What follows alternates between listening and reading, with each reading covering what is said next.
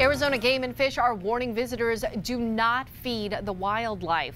There have been 2 incidences in Sedona of people feeding wild javelina and getting bit. Health officials say you may not think that these animals have rabies, but it's a possibility. And the question is, could a mild winter be to blame for all of this? Team 12's Jessica DeNova has the story.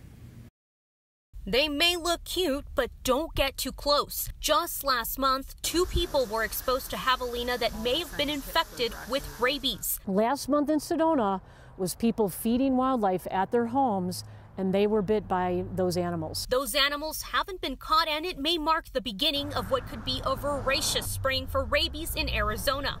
But is the warm weather to blame? Are we really seeing more rabies cases or not, just because it is a dry winter? Not necessarily. What happens in drier conditions is that we may see and may have more interactions with animals.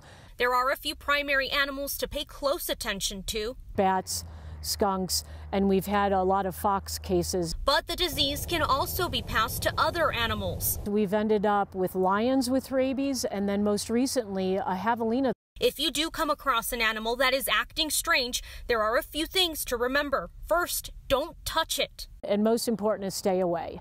Second, tell Arizona Game and Fish. Get a good description. See if you can get out of that area as slowly as possible. Third, be sure to vaccinate all your pets. But if you're out hiking in the woods or they happen to get out, you want to make sure that they're protected and your family's protected. Rabies can be transferred with as little as a scratch, and if you are bitten, we recommend as an agency as well is that person follow up with the rabies shots. Jessica DeNova, 12 News. Well, there have already been more than a dozen reports made about possible rabid animals this year throughout the state, and it's only March.